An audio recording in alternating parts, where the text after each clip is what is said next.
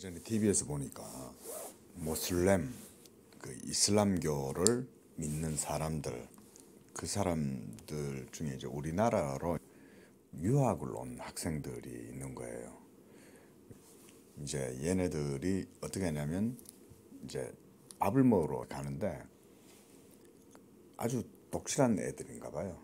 그러니까 이 여자애들 둘이서 그 방송에서 이제 얘네들을 이렇게 이제 그 촬영을 하고 있는데 그 학교 편의점에 들어가 가지고 음식을 구하는데 보니까 할랄 표기가 돼 있는 거 그런 거를 이제 해가지고 그 심지어 뭐냐면 그 예를 들어서 돼지고기 그 걔네들은 이제 돼지고기를 안 먹는단 말이죠. 그 돼지고기를 안 먹어도 그 예를 들어서 소고기예요. 소고기 김밥이다.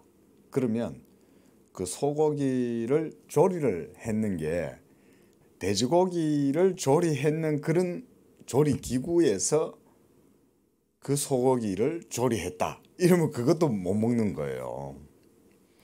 그러면서는 이제 또 기도 시간이 돼 가지고는 또 그 어디 막 이렇게 학교 어디 사람들이 없는 외진 곳에 그냥 또 가가지고는 거기다 또 자리를 깔고 그리고 거기서 또 기도하고 그러는 걸 보면서 참 정말 저렇게 힘들게 저렇게 사나.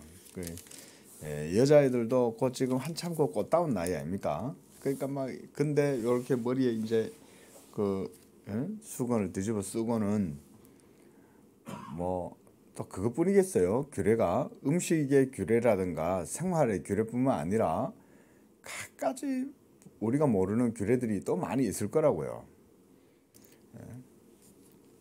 그게 뭐 모세 율법에 규정된 대로 그렇게 하는 게 아니라 이제 마호메트에 의해 가지고 코란에다가 정해놓은 내용들을 더군다나 또 그게 또 후대로 오면서 또 전통이 붙는 거죠.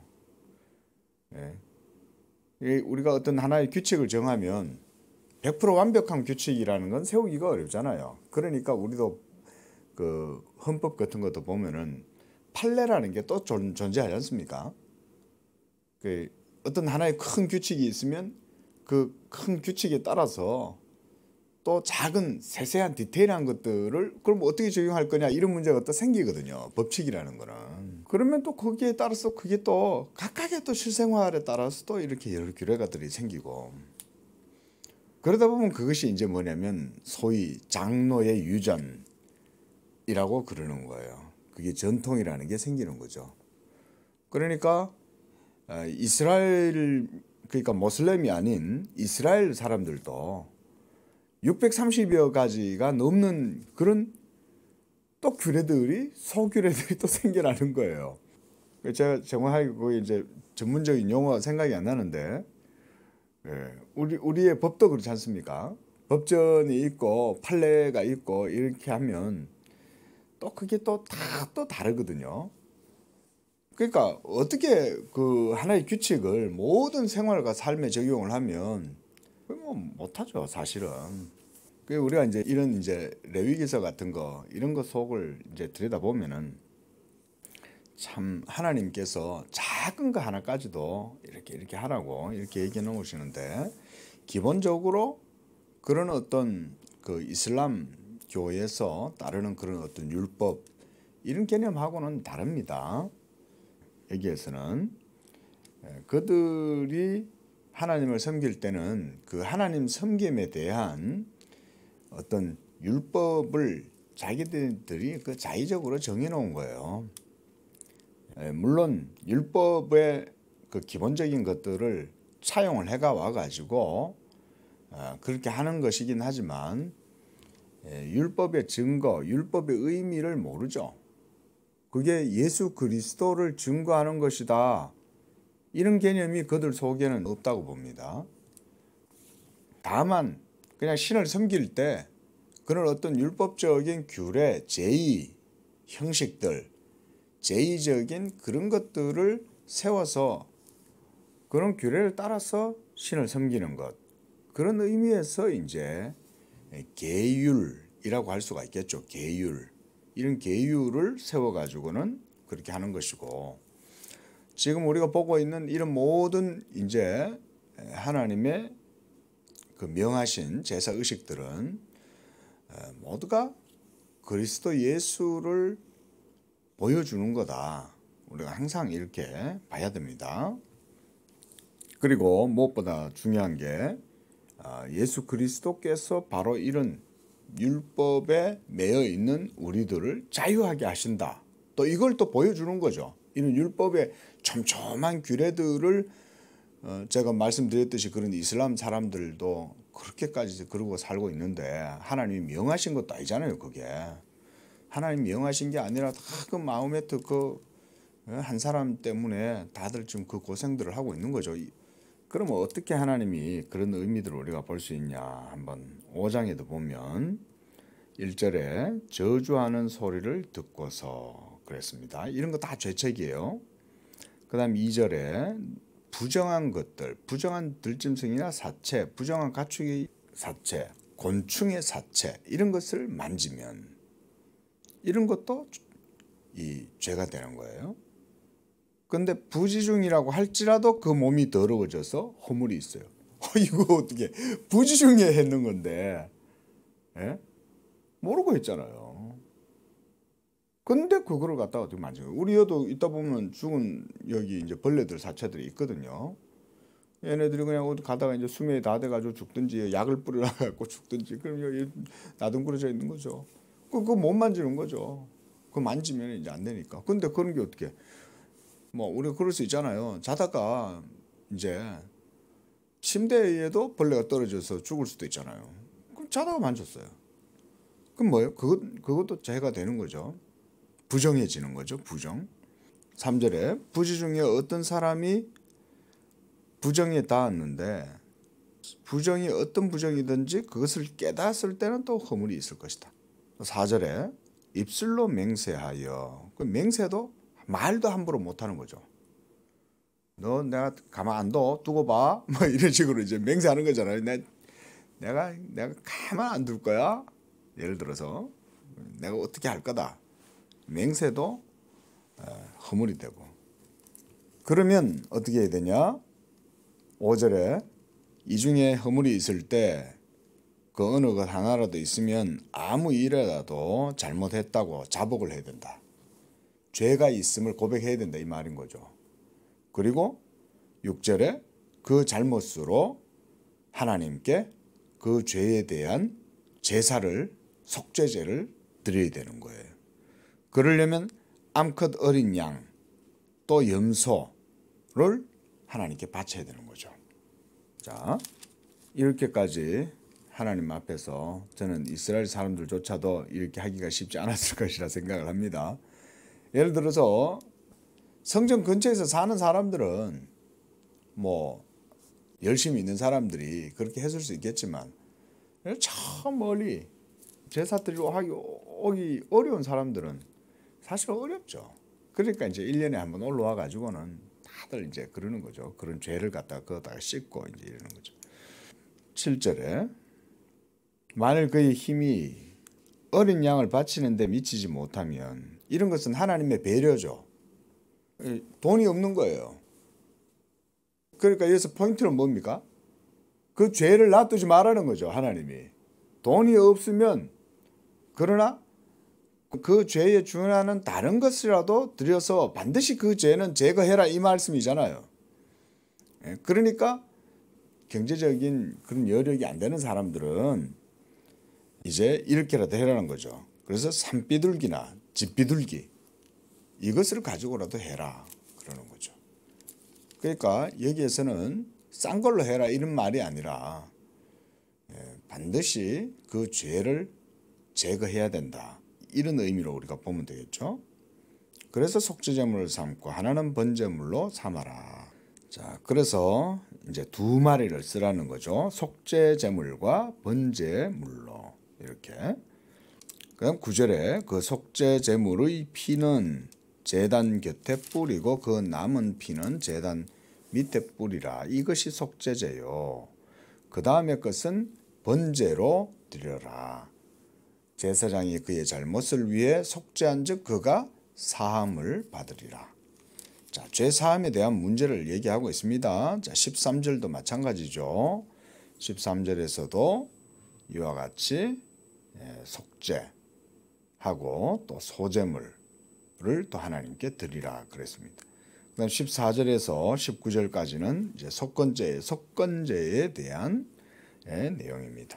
이 속건제는 이제 말하자면 이웃이나 민사적인 어떤 손해를 끼쳤을 때 드리는 그런 제사들입니다. 그래서 15절에 성물에 대하여 부지 중에 범죄하였으면, 성물조차도 거룩하잖아요. 이게 하나님의 성전에 쓰여지는 성물이잖아요. 그럼 이것은 그 의미 자체가 모두 다 그리스도 예수에 대한 하나님이 기뻐 받으시는 모든 그 성물들이잖아요.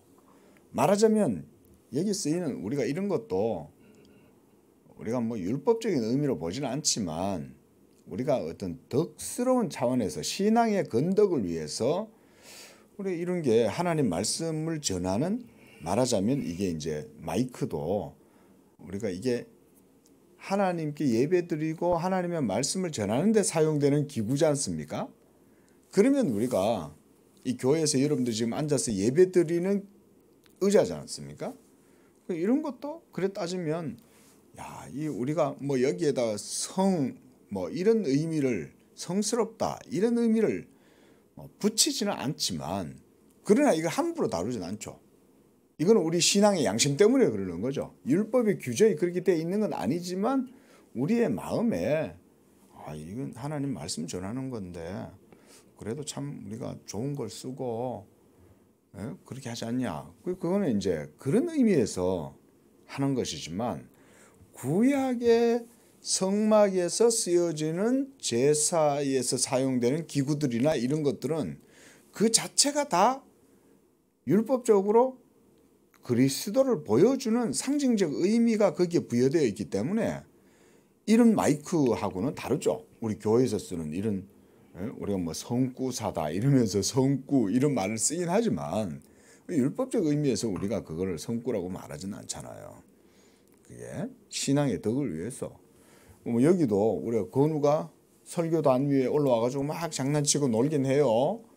그러나 여기서 막 이렇게 너무 경망스럽게 행동하나 이러면은 야, 너 그러지 마라. 저도 어릴 적에 보면은 강대상 위에서 막 애들하고 올라가가지고 장난치고 놀다가 뭐 장로님이나 집사님들한테 야단 맞은 적이 많거든요. 저도. 만약 그게 율법이라 그러면 그게 죄가 되는 거죠. 그건 율법은 아니니까. 신앙의 건덕을 위해서 하나님 말씀 전하는 곳인데 거기에 아무렇게나 그러면 되냐, 뭐 그런 의미지만 율법은 그것이 아니라는 거죠. 그러니까 그런 성물 하나조차도 하나님이 이렇게 의미를 규정해서 명명하는 거죠. 그래서 부지 중에 범죄했으면 속건제를 드려서 16절에 성물에 대한 잘못을 보상을 해라.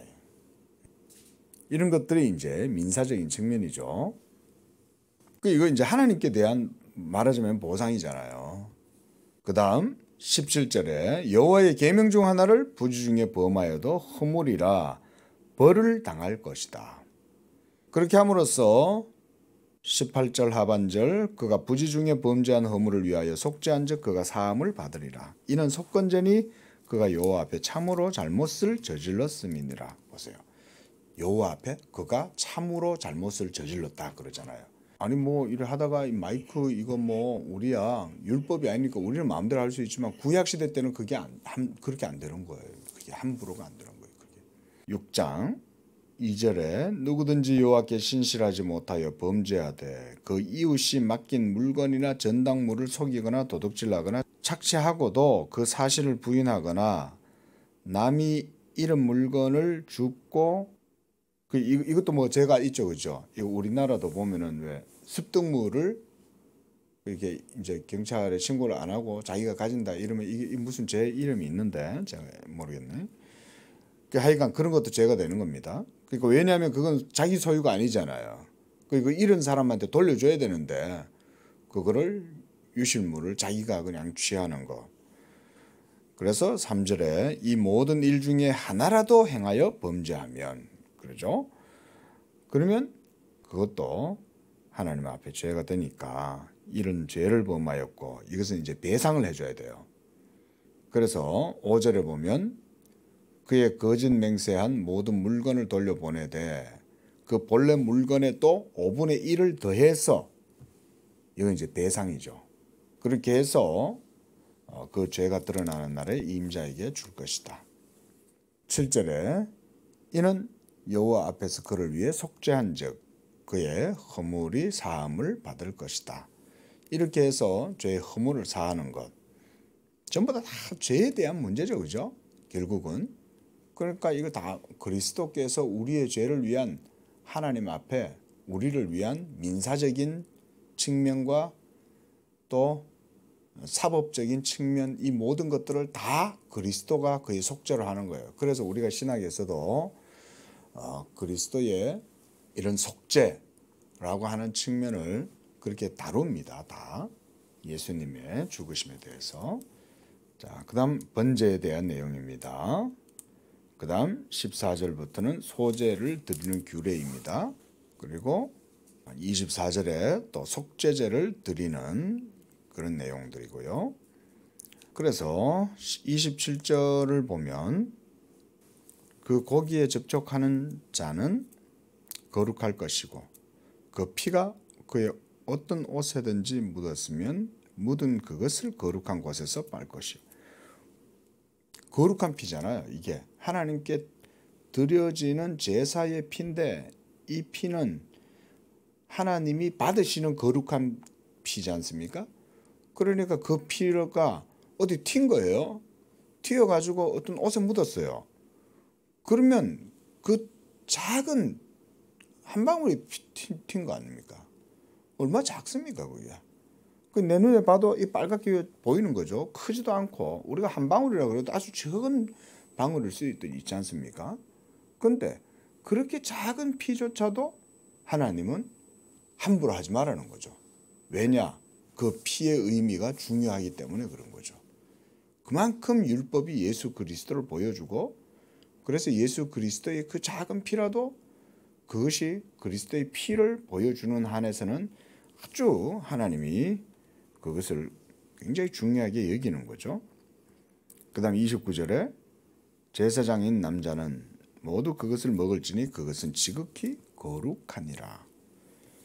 이렇게 해서 제사장들에게 돌려서 그런 어떤 고기들을 이와 같이 거룩하게 또 행해서 또 먹고 이렇게 합니다. 그 다음 7장에 속건제를 드리는 규례이고요. 그 다음 11절부터는 또 화목제물을 드리는 규례입니다. 그래서 12절에 감사함으로 드리려면 기름 섞은 무교병과 기름 바른 무교전병 고운 가루에 기름 섞어서 구운 과자를 감사제물과 함께 드리고 그 다음 15절에 감사함으로 화목제물의 고기는 드리는 그날에 먹을 것이다. 그리고 이 감사함으로 드린 그 화목제물 고기는 둘째 날까지는 먹을 수 있지만 셋째 날까지 남아있으면 17절에 불살라라. 18절에 그 화목제물의 고기를 셋째 날에 조금이라도 먹으면 그 제사는 기쁘게 받아들여지지 않을 것이다. 이것도 하나님께 드리는 거니까 하나님이 규칙을 정해 주시는 거죠. 이렇게. 뭐 요즘 같으면 냉장고가 있으니까 뭐 냉장고에 넣어놓으면 상하지 않겠냐. 상하고 상하지 않고 그런 문제가 아닌 거죠. 그 얘기가 아니라 하나님이 이것을 그렇게 정해 놓으시는 거예요. 그렇게 함으로써 하나님께 대한 죄사함에 대한 그리스도께 대한 그런 영적인 의미를 부여하는 거예요. 그런 게 중요한 거예요. 율법은. 하나님이 뭐 이렇게 우리가 율법을 지키면 그게 하나님 앞에 뭐가 되고 이런 거 아닙니다. 우리가 이런 것에서 이제 율법을 그래 배워야 되겠죠. 우리가 율법을 다 지켰어요. 우리가 율법을 다 지키는 게 그게 하나님 앞에 뭐 하나님께 이득이 되겠습니까? 그렇지 않습니까? 그렇죠? 네? 맞잖아요. 우리가 피조물인데, 우리가 어제도 성경 공부하시면서 원형지식 뭐 이런 얘기를 했지 않습니까? 왜 하나님은 하나님만으로 충족하시고 하나님은 하나님으로 모든 것들이 다 마무리되고 끝나요. 그 다른 이외의 어떤 것이 하나님께 필요치가 않아요. 그러니까 우리가 하나님 앞에서 율법을 지킨다 한들 그 율법 지킨 게 하나님께 영광이 되겠습니까? 원래는 그렇지 않지 않습니까? 필요치가 않죠. 그럼에도 하나님이 행해라고 하신 것은 은총이죠.